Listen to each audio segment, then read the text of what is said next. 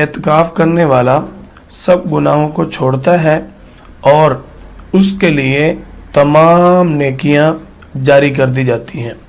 یہ اعتکاف کی فضیلت ہے کہ جو شخص خلوص کے ساتھ رمضان کے اخیر عشرہ کا اعتکاف کرتا ہے اس کے پچھلے تمام گناہ معاف کر دیے جاتے ہیں، اور اس شخص کو اعتکاف کرنے والے کو 2 حج اور 2 مقبول عمرے کا ثواب ملتا ہے۔